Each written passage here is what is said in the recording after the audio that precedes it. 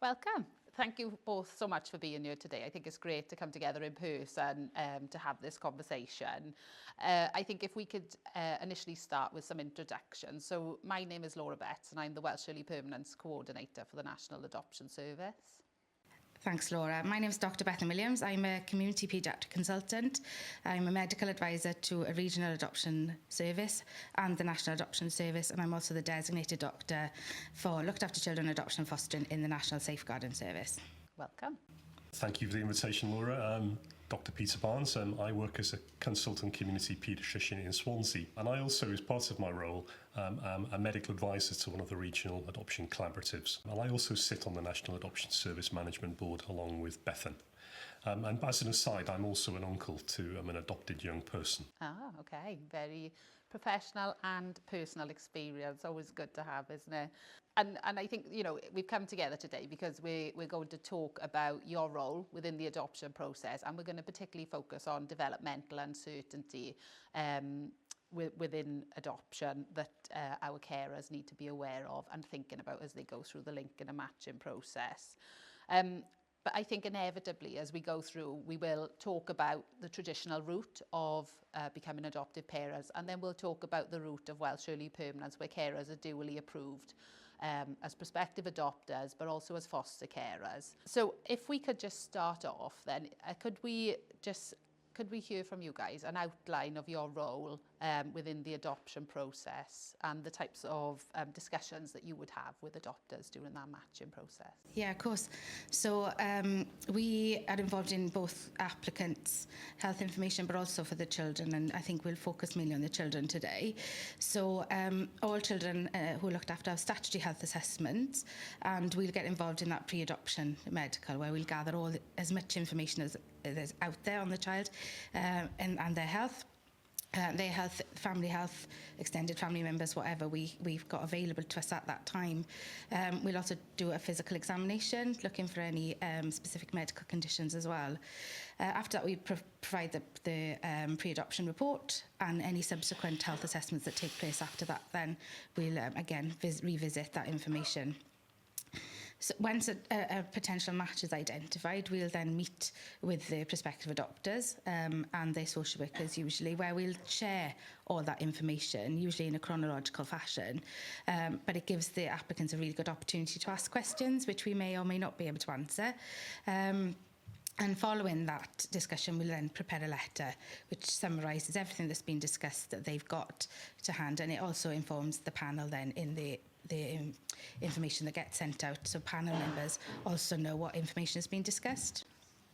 So, you know, any information that's available to us will be provided to the prospective adopters during that linking and matching process. And I suppose, Peter, would you be able to give us some insight into some of the key topics that may look at? Of course. My expectation when I'm meeting with prospective adopters, Laura, is that they will have had sight of my written pre-adoption health report and of course all of the details that are within that. And then we will spend time, over an hour at least, talking about the child's family medical history that we've gathered and the areas that we think will be of relevance for that child's future from a risk and a susceptibility perspective. We also will spend time then talking about the information that we've gathered about a mother's pregnancy, her health, her lifestyle, and we will talk about the implications that potentially might have for the child's future.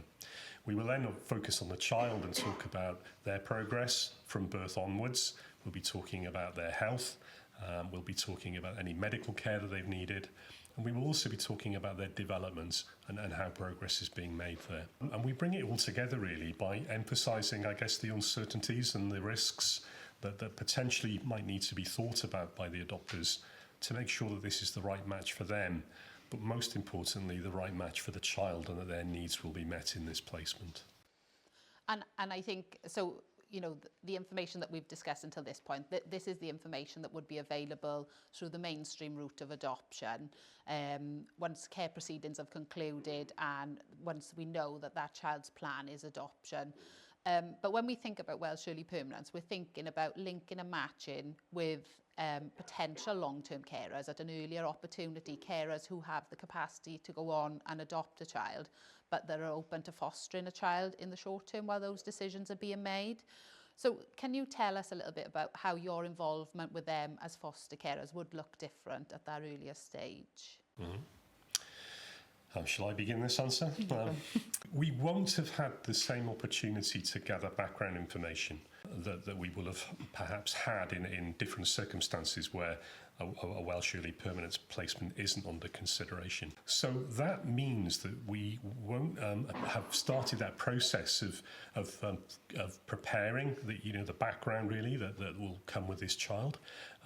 We won't have seen the child, and the pre-adoption health assessment is still yet to happen. It's a very different situation, and we're dealing with a much greater level of unknown, really, and I guess the added level of uncertainties and risks that come with that. Whilst we begin that journey of information gathering and obviously assessing the needs of the child. So I suppose there's less information available at that initial stage, which could be difficult for prospective WEP carers to work through.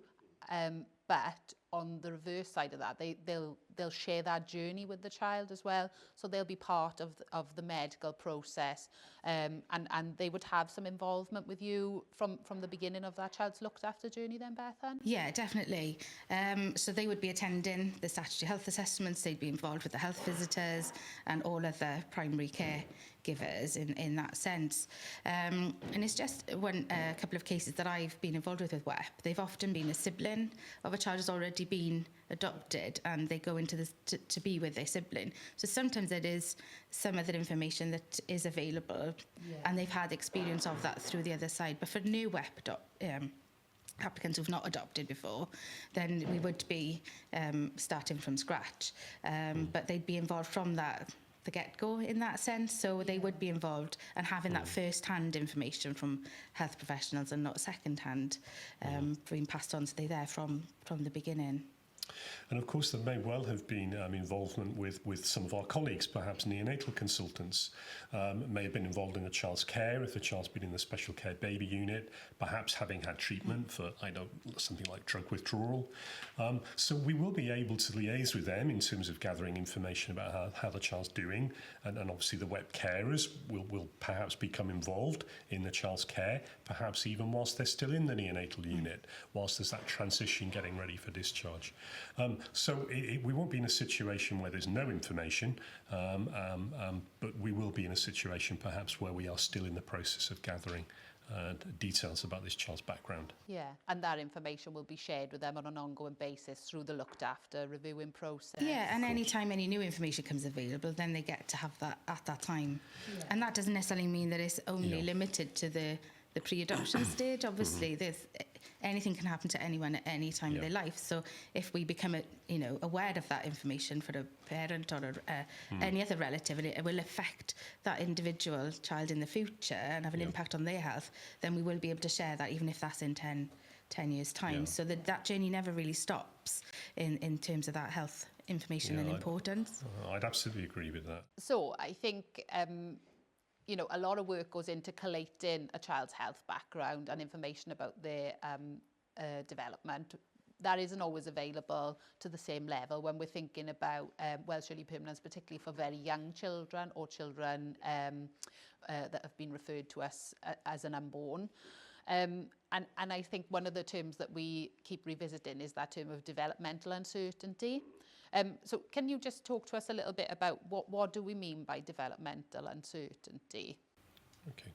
Well, if we think about any child, at the moment that they're born, there's an unknown that lies ahead in terms of how they will progress. There are so many determinants that will impact a child's development: their genetics, what's happened to them in the womb, the environment that they grow up in. What we do know is that children who are in need of adoptive placements, they will often have backgrounds that mean that there are greater levels of uncertainty for their development moving forwards. And I'm sure you will probably agree, Bethan, that the children that we see for pre-adoption health assessments, developmental issues are more commonly encountered in comparison to what we might expect in a general population of children. The process of assessing a child's health will involve the consideration of how they're developing.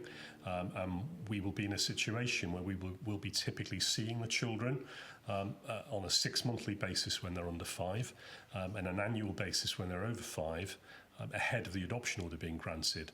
And this will allow us an opportunity to review the situation around how this child's progress is coming on. We do see some children initially who present with developmental problems, but perhaps who then show signs of catch-up. That's well recognised. But we also see some children whose developmental needs persist and perhaps might be even more apparent with the passage of time. So I think this is the situation we're in when we're talking about a child's developmental progress. Yeah, I think there's definitely occasions where some things aren't going to manifest necessarily until they're in school, and some of that, and we do incorporate those discussions in that pre-matching meeting. And like you say, anything can happen at any time to change and alter that journey. So sometimes children do show with that consistent, nurturing, therapeutic kind of approach to their parenting, that they do demonstrate some catch-up, whereas others show some of the difficulties later on. So it's preparing everyone for that it is still a journey. Yeah, and I suppose that makes me think about, like, if we're thinking about developmental uncertainty and carers who are thinking about or supporting a child with emerging complex health needs, what advice would you have to them in that matching process? I think the first thing is to speak up and ask questions, really, and getting in the help as early as possible. We all know about the earlier the intervention happens, we generally have a better approach. And there might not be a need for an ongoing or an immediate referral. Sometimes the watch and wait approach is the best thing to see how this is evolving, because we don't necessarily know which way things are going to go at that point in time. But it's building up the relationship with the health professionals that are involved. So your health visitor, your GP. It could be that it's not just the medical advisor, there could be other health professionals involved as well, and it's using everybody's skills and knowledge and experience to deal with that at the time. But it is basically voicing any concerns that are there so that you get that help and acknowledgement sooner rather than later. And I think it's making links, isn't it, with people like health visitors that will be directly involved in the child's care and monitoring, obviously the GP, and people like me and Bethan, medical advisors for adoption who will be involved in the child's care. We can play a part as well in making sure that assessments, support are arranged. And for, I guess, prospective carers to know that they're never alone. There is help out there. And as Bethan has said, that help is really important in terms of making sure a child reaches their full potential. And I think it's acknowledging that even though our involvement really does tend to stop at the point that an adoption order is granted, that doesn't mean that any paediatric involvement stops. We might just pass that on to one of our colleagues who's got more experience in that area, so that that journey might just take a different path at that stage. And I suppose if you're a carer and you are supporting a child where there is developmental uncertainty, one of the benefits of thinking about caring for a child through Welsh Early Permanence is that you would be caring for that child at a much earlier opportunity. And I suppose one of the key things that we're aiming to do for that child then is to limit the number of moves we have that they experience, and to limit the disruption and loss that they experience. And do you think then that has a significant impact on a child in the longer term? I do. When we think about the basis of attachments, we know that consistency of care, nurturing care, is critically important. This will affect the way then a child's behaviour develops over time. It will also have an impact on their health and their developments. That nurturing care is so important. It's also important as well when we think about continuity of medical care. Rather than children moving around and appointments being disrupted and maybe even missed. The advantage of the WEP placement is that hopefully isn't going to happen, and we will have that continuity of care running through. Yeah, because I think there's a statistic that says something like 10% of looked after children can have 3 or more placement moves in a year, which is really significant. And as Peter said, that that continuity of health, because sometimes those moves involve cross-border placement, so they move in across the country and not just locally within Wales. They can move other places, so the records following them, all the appointments, and we've got a really robust system in Wales with our All Wales notification pathway. But that still doesn't guarantee that something isn't going to go amiss either, in terms of some of the information being lost on the journey, or as we say, appointments. And what we really don't want to do is children to go to the bottom of a waiting list purely based on a placement move and have to start the process again.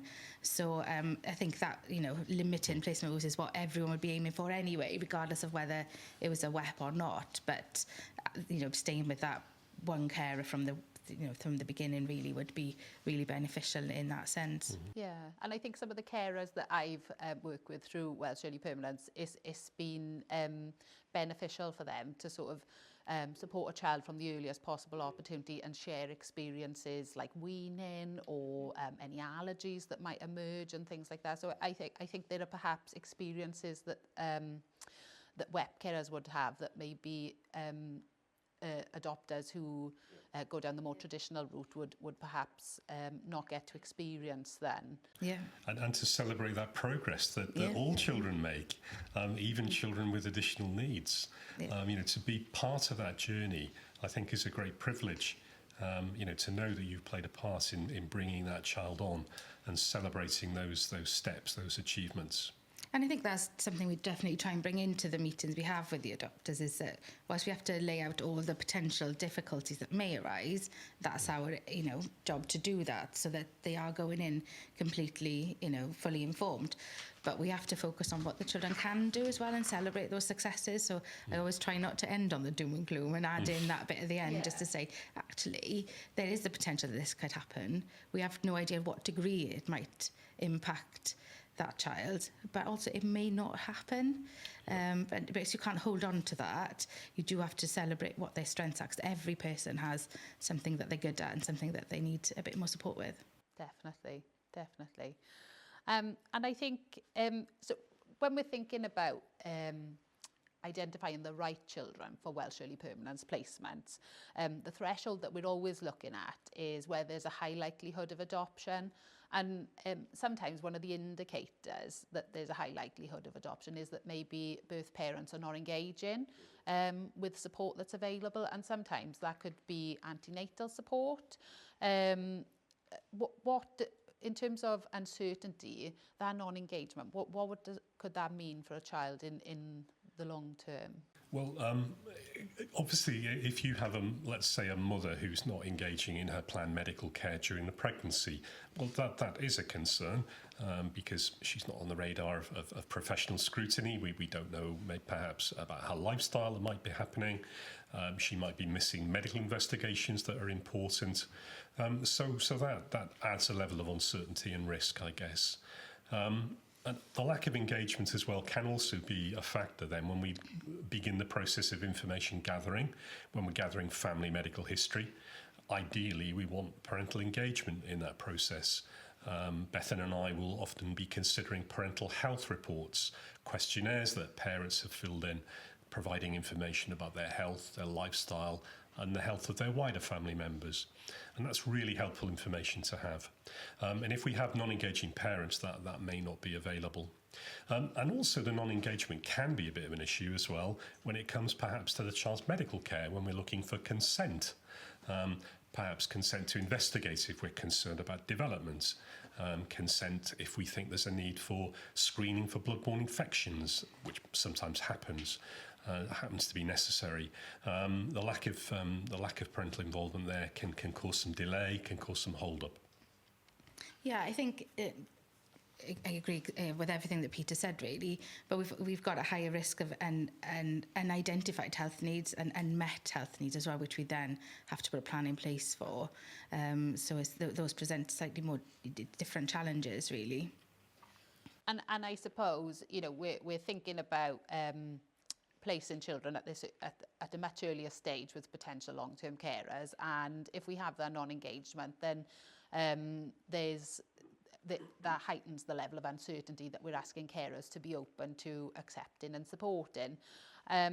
I think that sometimes one of the worries around that is around drug and alcohol use in pregnancy. Can you just talk to us a little bit about the risks that that poses to an unborn? Yeah, so exposure to toxins in utero in the form of alcohol or drugs, and sometimes some prescription medications as well, we have to be mindful of, can have both short and long-term effects. So your short-term effects are what we've already briefly touched upon, is that withdrawal from those substances, which is a really difficult thing to see, really, as having been working on neonatal units during our, junior doctor years and things. It's a really tough thing for the babies to go through. But there is pharmacological support, so we can give medication to ease that, which is gradually weaned off. Some babies will go home from hospital on that medication, and I think that is something that your WEP carers would need to be aware of, because a lot of the foster carers that we see are well versed in this area, and it can be quite difficult to see a child in that level of distress. Hopefully the medication comes on board, but not all children will meet a threshold for that medication either. So they have some symptoms, but not enough to meet a threshold to warrant the risks of having the medication. And these may not be easy babies to care for. Absolutely. The people that are caring for them perhaps are going to have to then manage those sort of babies that can be irritable, difficult to settle, perhaps difficult to feed. So they'll have to face those challenges potentially. Yeah, they often like to be held a lot and rocked, and they're being patted over the shoulder. So but it's not the type of child that you can put down to sleep very easily and things. So there's a higher level of need for those children immediately at that time. But they will come through it, won't they? Absolutely. With time, yes. they will come through it, but they need that help and support. And then, so you say they will come through it, which is, hugely positive, isn't it? But is there some uncertainty then that is left for the longer term that people need to be considerate of? Absolutely. Once we get through perhaps those early difficulties that might relate to certain drugs that are associated with withdrawal, we're then having to think about perhaps the potential for hidden harm that might not be immediately apparent, but with a passage of time might rear its head. Now, this isn't invariable that this is going to happen for children that have been exposed, but we do know that we're talking here about toxins that are going to have a harmful effect on important organs, particularly a child's brain. And we know that then increases the risks around the child going on to develop problems in areas such as their development, areas of their learning, and perhaps even aspects of their behaviour being influenced further down the line. And these potential areas of difficulty can take years to emerge, and perhaps it may not be until even a child's at school that perhaps we begin to recognise that there are some issues. We are obviously thinking about drugs. Importantly, we have to think about alcohol as well, which we know is a significant issue in some of our children, and associated with risks and uncertainties. And I suppose it's a bit of a balancing act, really, in terms of the challenges that may lie ahead and the positives in terms of having that one consistent placement for a child. So we may have a child that's dealt with some of these adverse experiences, but to have the opportunity to care for that child from their entry into the care system and potentially go on and be their long-term carer, and have the full understanding of their background and journey, since they were born. I suppose that's quite a unique thing, isn't it, within Welsh Early Permanence, that other adoptive parents may not get to experience. So although there's challenges, I think the challenges exist for mainstream adoption as equally as they do for children being considered for Welsh Early Permanence. And I think that's a really important point. A lot of what Beth and I are saying now will also apply to children who perhaps go down the traditional route of adoption. We'll be having similar conversations perhaps when there's been exposures to drugs and alcohol.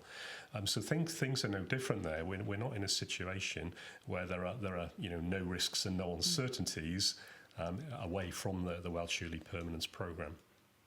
So just in closing then, as we come to the end of our conversation, what advice would you have for anybody thinking about becoming a WEP carer from a medical perspective? I think, to be honest, there's actually not that much difference in terms of the medical aspects of any child going through, whether it's mainstream, traditional routes or the WEP. The The medical issues are still the same. You just enter it in the journey at a much earlier point. The biggest difference may be in that the child may be still withdrawing from the toxins they've been exposed to in utero. And that will be a big challenge, but there are people out there, the medications that can help. There's the neonatal outreach nurses and lots of other people, health visitors, that will be there on hand from a medical perspective to guide them through that process. It's just, I think the uncertainties are greater because we know less about the child. The child would be the same and have the same difficulties at whatever point of the journey maybe that they entered the adoption process. But it's just, we've just got less information, which creates further uncertainty, really. Yeah, I would absolutely agree with that. You know, it's that sort of level of uncertainty that comes with us perhaps still being at an earlier stage of the information gathering process, perhaps the child's needs still evolving. So I think that's a really important thing to remember, I think, with the WEP scheme. But I suppose if you are somebody that is thinking about becoming a WEP carer and you feel that this level of uncertainty is something that you could cope with and support a child through, there's also huge positives within that as well, isn't there, in terms of absolutely limiting placement moves and disruption to that child. And I think great value in being a part of their journey from the offset. Absolutely. Yeah. I think it's very clear that if this is you think this is the right thing for you, this is going to be the best possible option for a child in terms of that consistency of care. That will be the best possible start for them when we think about their attachments developing, when we think about their journey through their development, addressing their health needs. That continuity of care will be really important for them. Is there anything you want to add to that, Beth? I think Peter just summed that up perfectly, really, because adoption is about the child and meeting the child's needs. And I think if you think WEP is right for you, then it definitely will be right for the child. Risk is perceived differently by everybody, and I think if you are able to take on that additional uncertainty, then go for it. But there's people out there to support you. There's people to talk to and guide you through all parts of every stage of that journey, really. So yeah. And I think just to say really that don't be afraid to ask for help. If you think this is right for you and a child's placed with you, there are people out there to assist. People like me and Bethan working in community child health, other colleagues in paediatrics. We've got health visitors. There's a whole team of health professionals out there. But remember, there are other professionals like social workers. And the offer is for lifelong support, isn't it, in adoption? And I think it's important to remember that, and that this support can make such a difference to families. Absolutely. Yeah, definitely. And I think that's a really positive note to finish on. So thank you both. I think you've given us loads of useful information today, and hopefully it's going to be really useful to anybody watching. Thank you. Thank you, Laura.